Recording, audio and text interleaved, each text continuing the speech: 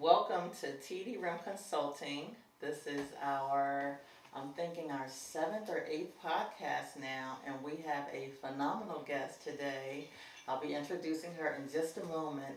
Phenomenal friend. We have just come into each other's presence, and I feel like we've been friends forever.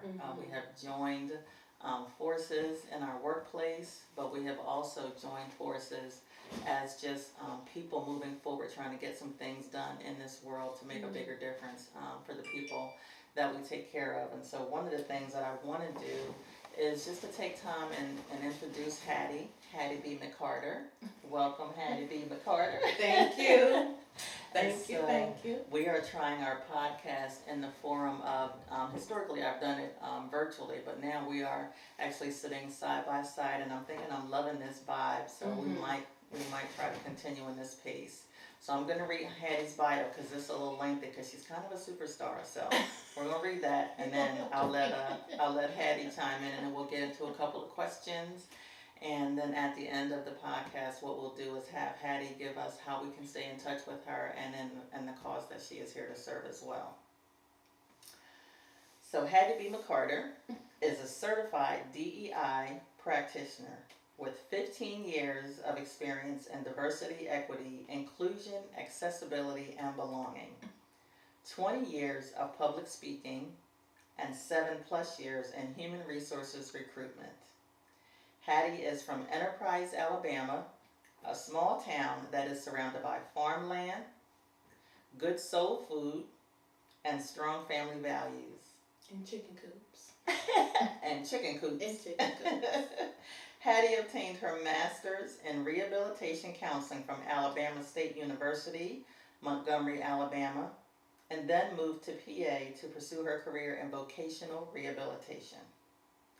Although her passion for DEI blossomed before moving to PA, Hattie started her career at the Department of Labor and Industries Office of Vocational Rehabilitation, OVR, where she worked for 10 years as a vocational rehabilitation counselor while promoted to a vocational rehabilitation specialist. That was a mouthful. It's a lot. It's okay. As the VR specialist, she redeveloped and led the agency's DEI program, as well as their recruitment strategy for hiring diverse and qualified master's level students for OVR's employment and internships. In 2022, Hattie transitioned to the Department of General Services to oversee and implement their equity management program. As the EMP coordinator, Hattie was charged with promoting and fostering a workforce that was diverse and inclusive through equity trainings, steering committees, employee resource groups, assessments, and metrics. I did a lot. You did. I'm so glad to know you. We are almost done. As Hattie's career and expertise began to soar in the field of DEIB, she decided to launch her consulting business, McCarter's Equitable and Distinctive Solutions, MEND. MEND. I love it. MEND is a consulting agency that equips businesses and organizations with tools in framing and integrating an equitable lens. MEND's vision is to be the plug that ignites brave spaces for change. I love that. MEND prides itself on nurturing spaces where leaders can demonstrate active listening, being open, commit to vulnerability, and educate those who are ready to be a voice. Welcome, Hattie B. McCarter. Hi, everybody. People first. Thank you. How are you? I'm good. That's a long bio. It's all right. It's good. Ooh, Jesus. Oh my God. Wait, did I do all of that? You did. So tell us what's going on in the world of Hattie B. When I say this has been one of the best moments in my life that I've had in a very long time. I was just on a phone call with a friend of mine, and I was just telling her, thinking back to where I was last year in this time frame. Was in a very, very dark place to where I didn't see an opportunity of an out. Yeah. And so, and it just like my wedding anniversary is Monday, so that's 13 years in the making. Wow. Praise Jesus. Congratulations. Thank you, thank you. I just realized that. I was like, oh, I might need to get a gift. I might just take you out to get some dinner or whatever. But I was just thinking about like where I was this time last year, and just how I'm so grateful and blessed and just in a very peaceful state. And I was talking to my friend, I was like, when you are able to say like I'm at peace and you feel it and like you're walking in that, I was like, it's one of the best feelings in the world, because for so long I was yearning for that. And I'm like, God has definitely flipped my world upside down in a good way. And so I'm really happy. I haven't been this happy in a long time. Good. Yeah, Good. so happy with our connection and just how God has placed us in each other's lives. And I look, He's showing up and showing out. That's all I can say. I don't know how long the podcast is, but Big Homie Jesus is working. I love that our connection. Like, y'all, if I could tell y'all, we have only known each other like 3 weeks. Yeah. But the story of how we met, I had an opportunity to go to the chamber, the local chamber, Chamber of Commerce here in PA. And Hattie happened to be there. And I just trickled around, just kind of trying to make my way to get to say hi to people and network and things. And prior to me going to that, I had a resume come across my desk. And in 33 years of working, I have never had a resume that was so good that I was ready to hire the person off the paper, not having met them. And so I said to my senior leader, I was like, listen, if anybody else gets her, I'm going to be really salty. That's what I said too. And he's like, no, she is ours. And it took us so long to get her that I was like, she's going to take something else somebody else is going to offer. But I kept saying, you know what, I just need to settle into what the Lord has for us. And what He has for us, He has for us. And what He doesn't, He doesn't. I said, okay, God, I received that. And if Hattie is for us, please let Hattie be for us. If Hattie is for us, then we will wait for Hattie. And while I was at the Chamber of Commerce event, I had the opportunity to network, and I went to meet someone, and I said, I said, what's your name? She said, my name's Hattie. And I was like, now how many people named Hattie? Not too many. Not a lot of people named Hattie. I know one Hattie.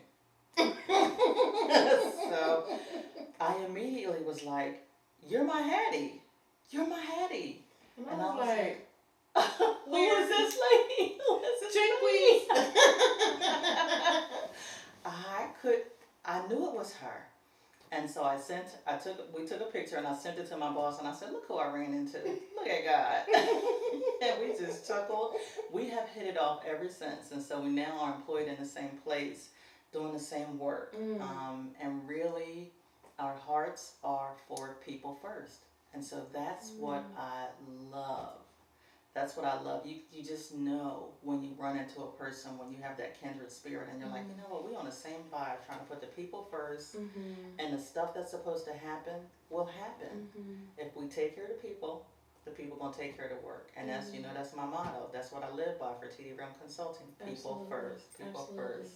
When I share that story with people, for one, I'm still in awe, but it just tells you like when things are supposed to be for you, it doesn't matter which direction you try to go in, like it will be for you.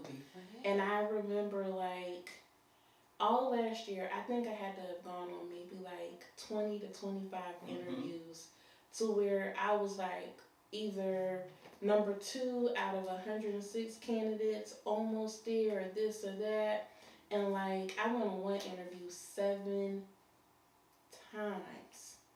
7 times, and then it's like, oh, we're going to rewrite the description, this and that, and I'm like, you know what? I'm trying to be saved, so I'm just going to you had that one. It's cool.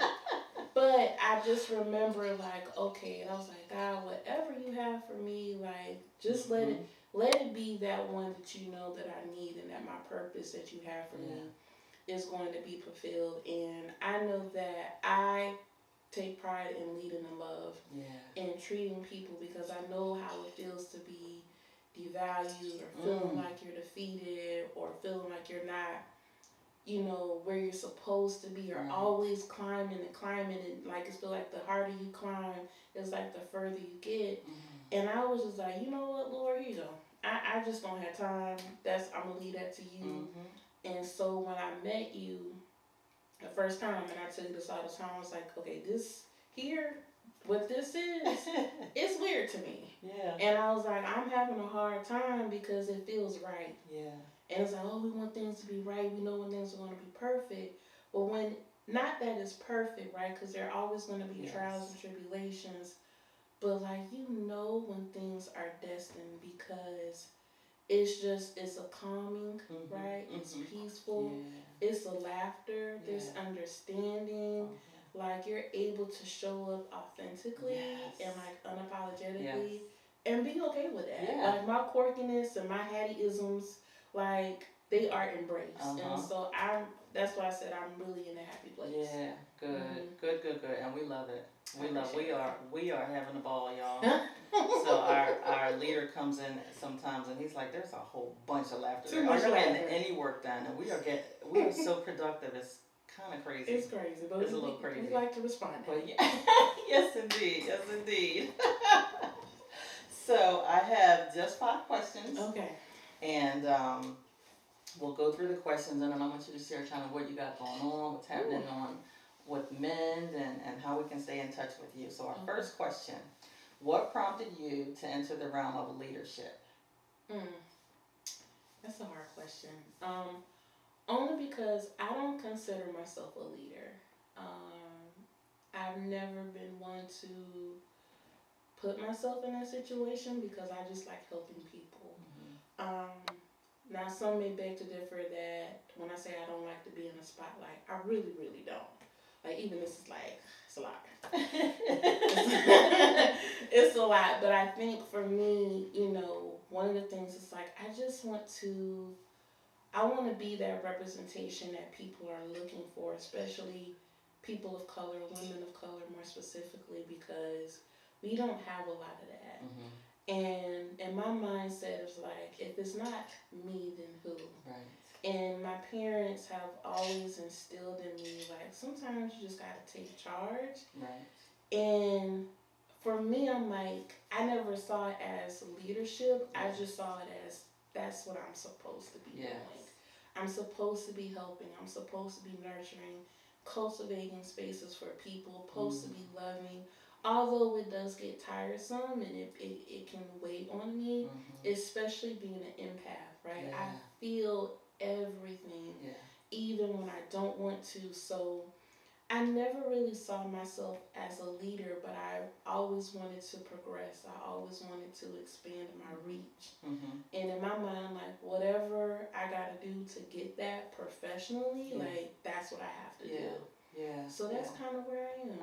Okay. Now, you know me, I would beg to differ. I absolutely think you're a leader, right? I have observed enough leaders in my career, and I have observed enough followers in my career, and I have observed enough positional leaders in my career to know when someone is authentic through and through. And I don't always get it right, but my prayer is that I can see the person as God has created them through their purpose to walk in that. And so you are absolutely a leader because you can't help but influence. Like, it's how you're made, it's in your DNA. And that is something, for me to be able to see that on paper is crazy, right? But then for you to manifest in the flesh what I saw on paper and then some. Everything that I saw, I see. And I can look and see potential. And we talked about this earlier today. 3 to 5 years down, that's where the stretch is. That's what we're working towards. And so it's one of those things where I'm like, okay, we are doing this. And I absolutely would beg to differ that I think you're a leader. A lot of people say that I don't give myself enough credit, but I do think one good characteristic about a leader is being humble. Because I never want to step outside of myself and lose sight of what I need to do and my role. Right. And so and for me, like my experiences with leaders have not been the best. Yeah. And so I know you have another question, but it was just like I don't if that's what a leader is supposed to be.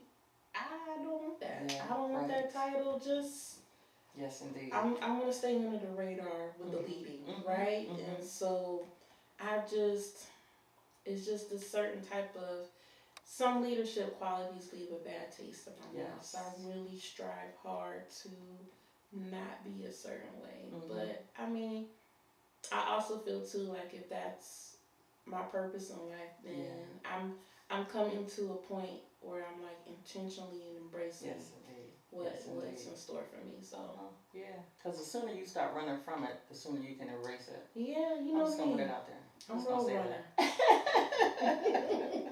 So talk to me about who your heroes are. Who are your leader heroes and why?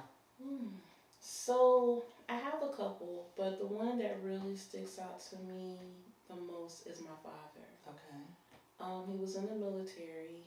He was an EMP, and I remember when my dad retired from the military. I was just in elementary school, and it was me, him, and my brother. We were back then hamburgers at Hardee's or McDonald's was like 45, 67 cents. Yes, indeed. And so like that's when life was good. And the whole hamburger cost you like $2.50. Like it's ridiculous. And that's without the cheese. Okay, you want cinnamon bun on there, right? It's just ridiculous.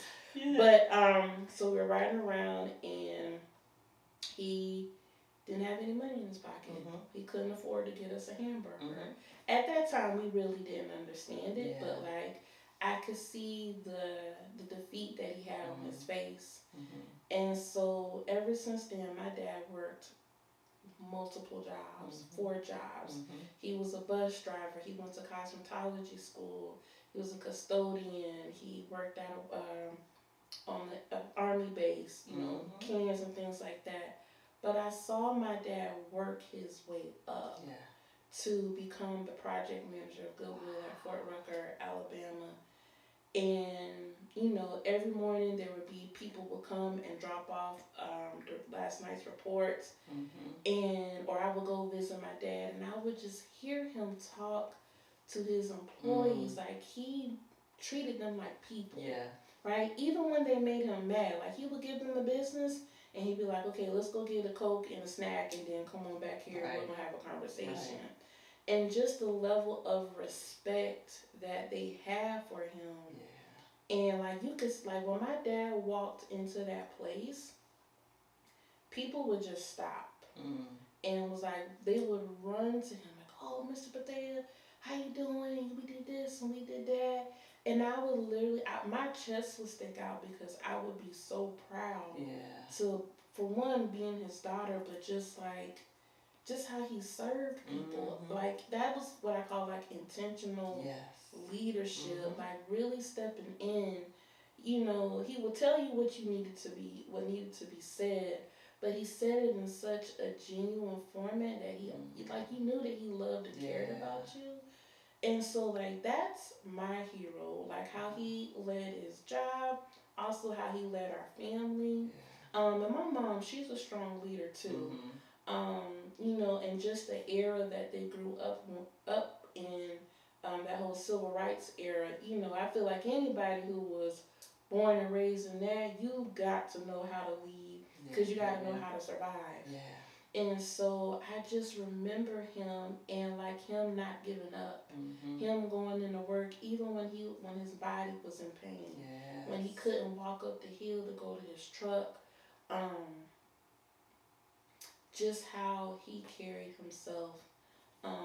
And so my dad he is my hero. And like he's the one who made me take public speaking because he saw in me what I couldn't see at that time. And I feel like that's a good quality of a leader because like we talked about earlier, sometimes you gotta stretch. I don't really like being stretched. I don't mind it and I know the reason behind it.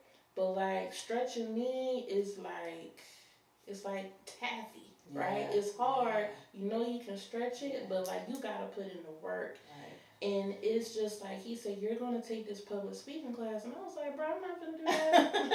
Who am I fixing to talk to? I'm like, I'm not fixing to do that. He was like, you're taking the class. I'm like, no, I am not. I'm 18. I'm grown. What I thought was grown. When you are 18, you are not an adult. Oh, and amen. Amen. Yes, and amen. Please and thank you. But Yeah. you know, I fought him tooth and nail, and he Yeah. was just like, "You're taking this class." And when I got older, I started getting in my career. I was like, "Oh, I see it. I see why you made me take that class." And like when I can tell people like I have 20 years of public speaking, I owe that to him because he saw a quality in me that I didn't even see in myself. And I love doing presentations. I love training and talking to people. All of that was from him.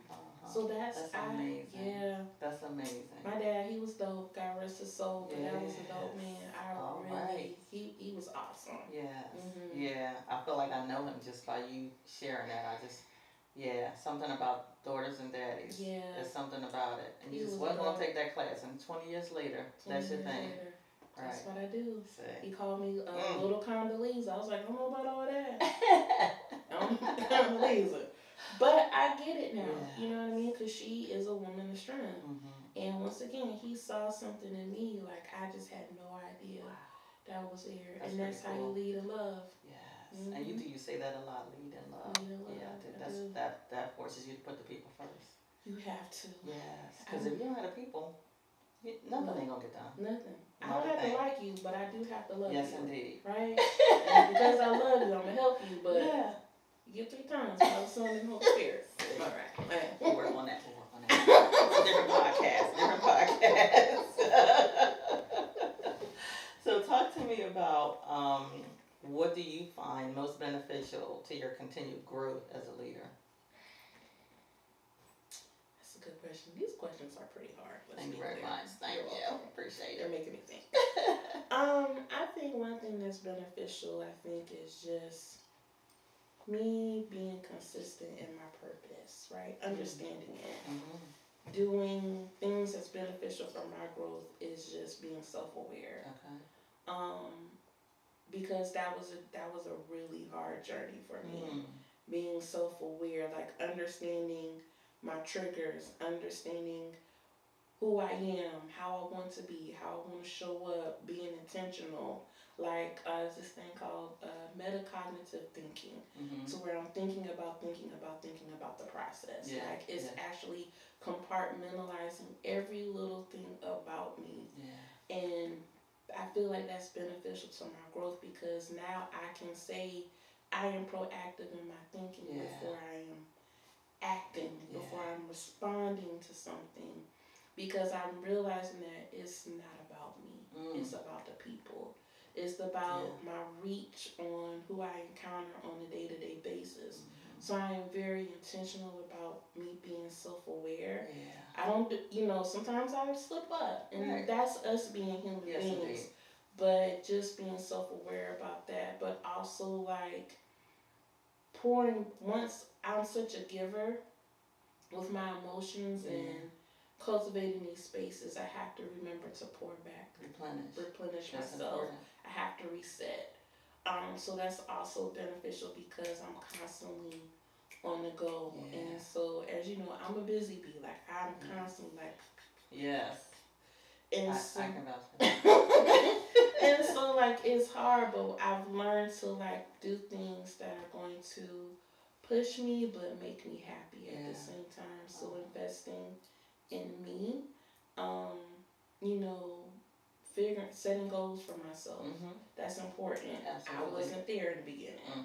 And so I can, and when I say setting goals, not the professional, right? Because I can do that. I'm very skilled in that. But like outside of that 9 to 5, I'm like, okay, so what do I need to do? Like, how do I do that? Or where do I need to go? Life goals. Yeah. It's hard. And so, but once again, I'm intentional about that. And so I feel like that's just something that's really beneficial to my growth. Okay. Right now is just I put the people first, but I gotta put me first, Yeah, so I can be absolutely. there for the people. Absolutely. And just being consistent, understanding what discipline Yeah. means, and making sure that I am educated enough so I can do this work Mm-hmm.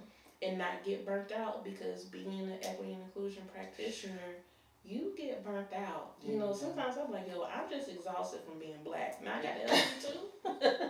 Jesus. So, but once again, that whole replenishing, being self-aware, educating myself, Mm-hmm. it's a everyday cycle that I have to do.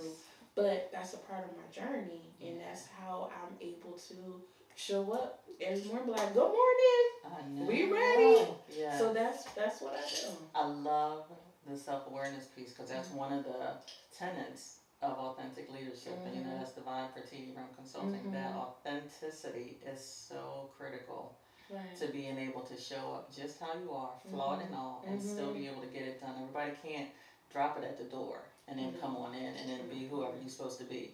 You got to come in with your stuff, with your bags, with your journey, with your issues, and you still got to make it happen and still put people first. Yeah. And so I appreciate that self-awareness content. Yeah, that's pretty cool. And I think it's important also to acknowledge where you are at.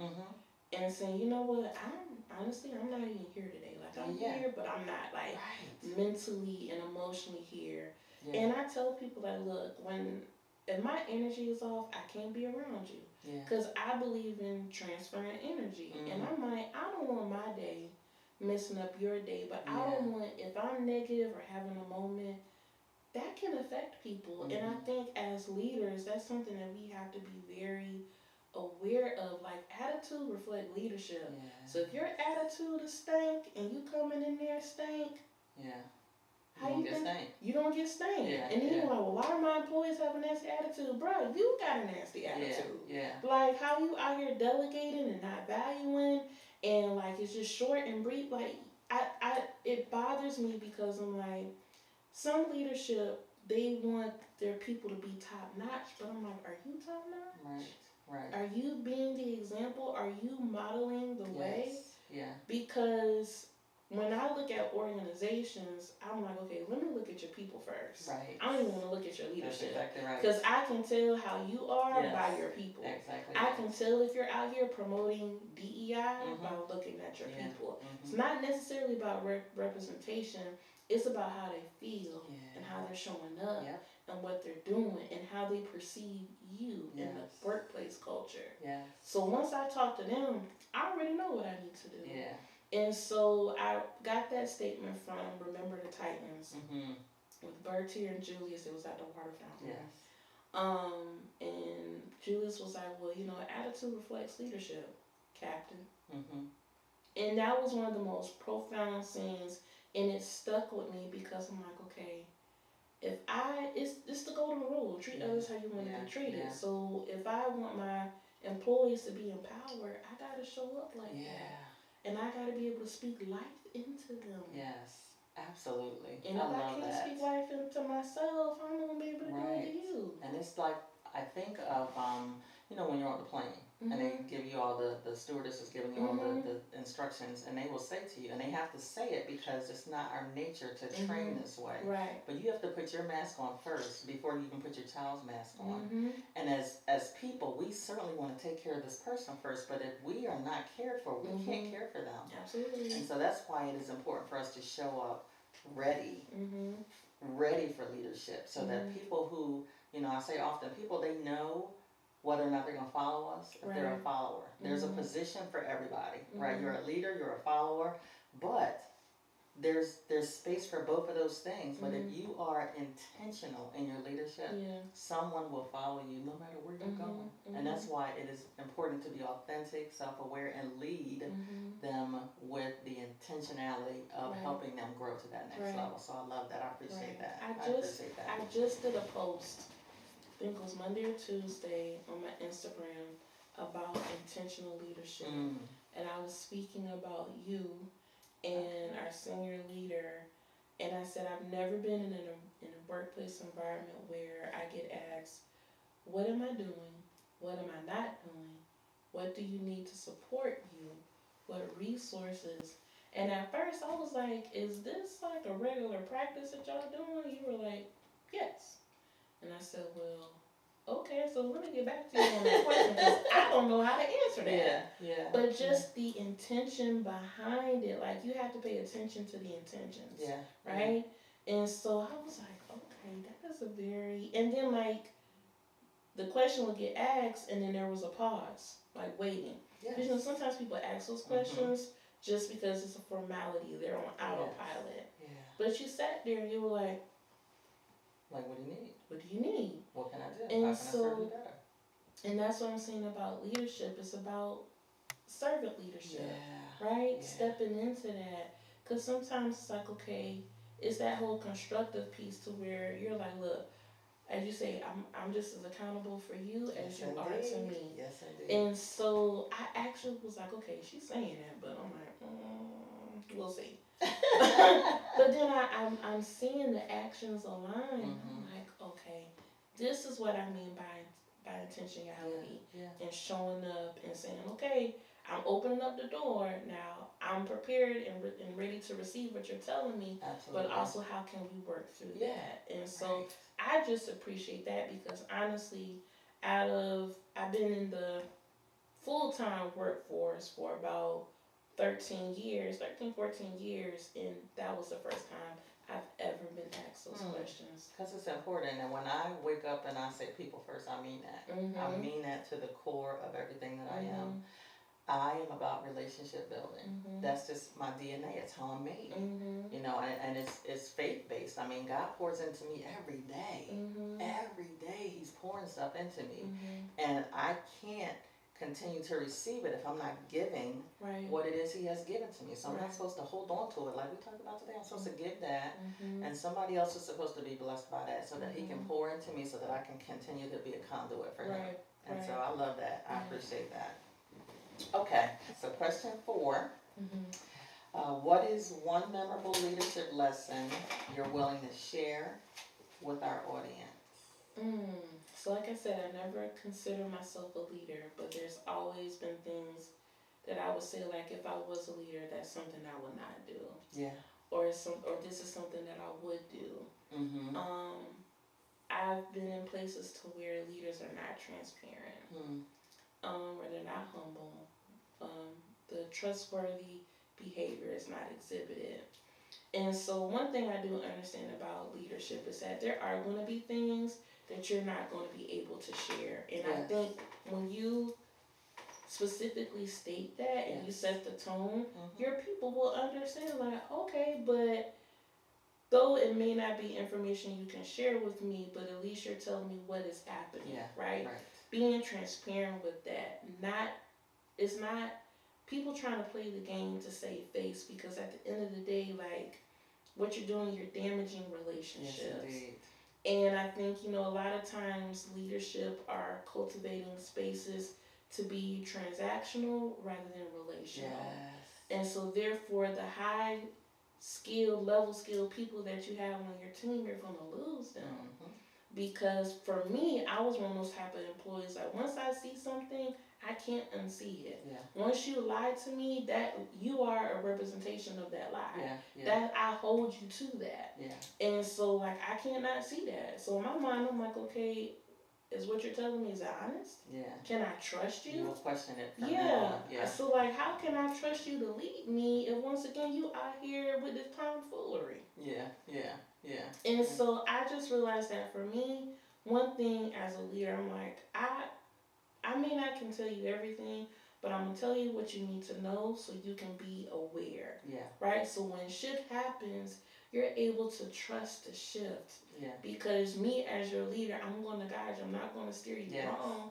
But, I'm going to tell you what you need so you can be supported, but also so that you can understand.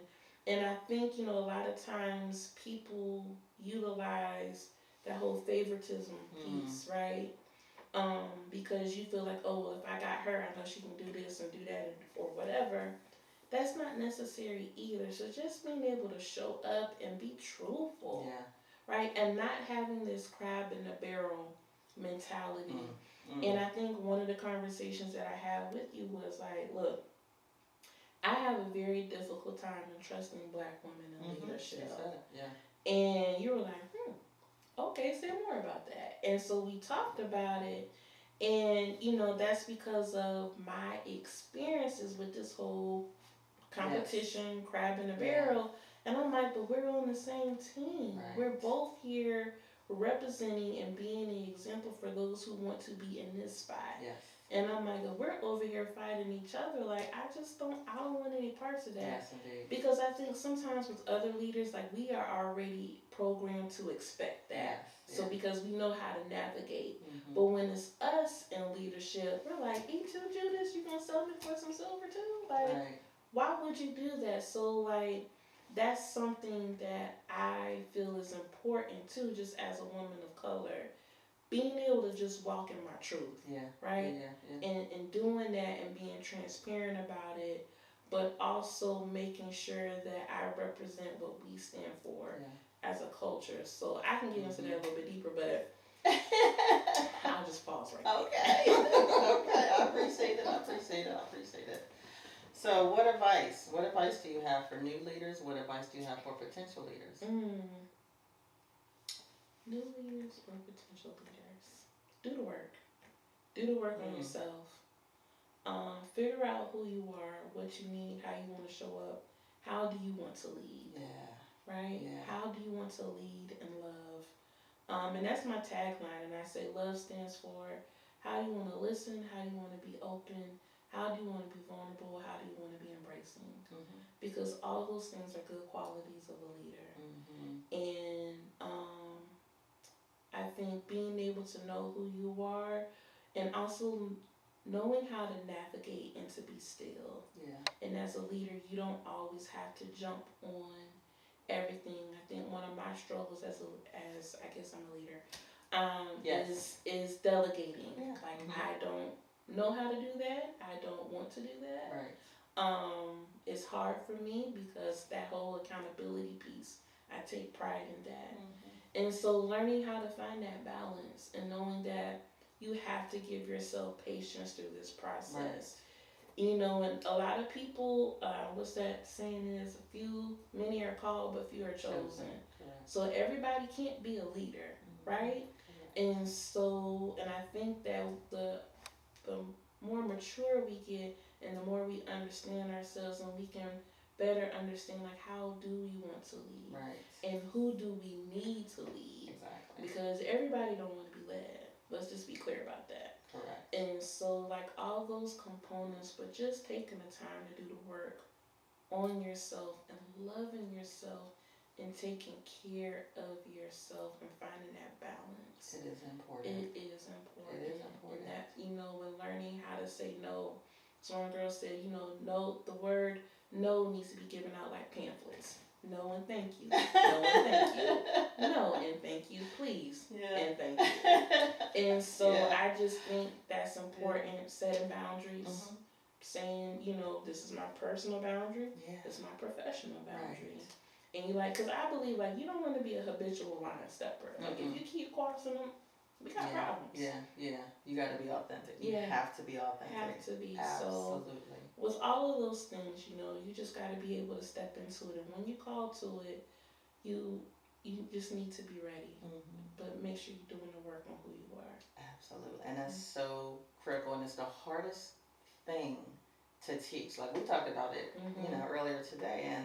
And you shared that with me, and I said, okay, what you need to do in order to be stretched is where my role comes in as a person trying to lead you in this new space of here's how we're going to do it. So what I need from you as your leader, I'm gonna pour that onto you. I'm gonna pour that into you.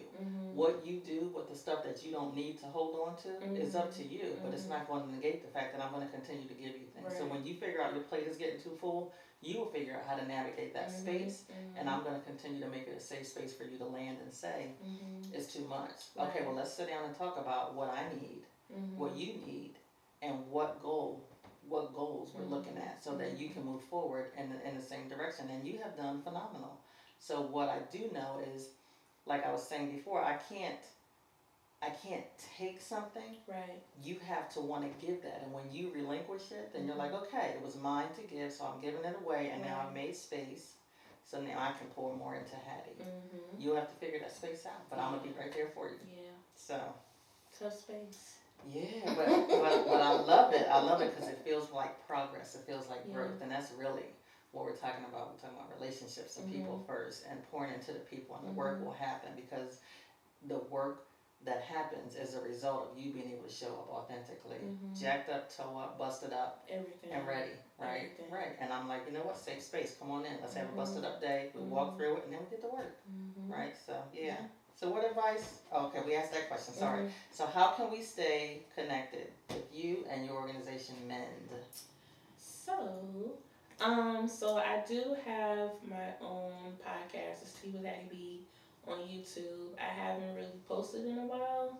I think my last episode was titled The Other Side. So go check that out on YouTube, Tea with Hattie B. It's a little orange symbol with the black cup and some headphones So on the side. tea with Hattie B. Tea with Hattie B. Where we are not pouring shade, we just stirring the truth, honey. So on there, you can also connect with me on LinkedIn at Hattie B. McCarter. MEND Solutions is also on LinkedIn, still in the development stages of that. But I'm really, really intentional on my Instagram page, Tea with Hattie B. To where I really just talk about my journey in being a DEI practitioner, but also things that really speak to my soul. And so I feel like it's a connection there. And that's honestly, that's kind of like my journal that I use. So definitely check me out there. I'm getting honored for I think it's the National Black 100 Women's Council. It's in Harrisburg, so please forgive me if I'm saying the wrong title, but I'm the honoree as the Diversity, Equity, and Inclusion Trailblazer. So I'm getting honored in November. I was nominated as the Trendsetter and Trailblazer for Central PA in February. My business is going really, really good, and so I'm working at LG. God is working out. He is doing it. He is doing it. Every time I think about it, I said I'm just going to write down all the good things that have happened. And I was like, I'm just going to frame it. Yeah. And remember this year because it definitely has been the year of the shift. Yeah. And walking in that purpose. And walking in that purpose. There's nothing more peaceful than walking in the purpose that the Lord has called you for. And I will tell you that. It feels so good. It does. It feels good. And it might not always be that the days are sunny, and it might not always be that things are going exactly according to plan, but when you have that intentionality of walking in the purpose that you are truly called for, it doesn't matter what the circumstance is, because the peace that you have is going to help you navigate through those spaces. And in the meantime, people are observing, what does Hattie look like in the storm? And if she can come out of the storm looking like all kind of Jesus, looking like Jesus, girl, what?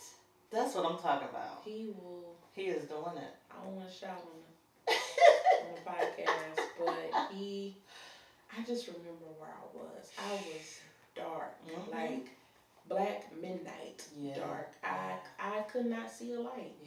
Like I literally almost gave up on me. Preparing everybody like I'm out. This is it. I can't do no more. I literally packed a bag and like filled up my car, and I'm like, I'm out. Didn't tell anybody where I was going. And so God was just like, you better turn that car around. Because that's not what I got for you. That is not what I have for you. I was ready to leave everything and everybody because I was like, Lord, I can't do life. Like, life is lifing and life is trash. And so I'm going to need you to come sweep somebody up right now. I was like, because I can't do this no more. And he is always on time. Always on time.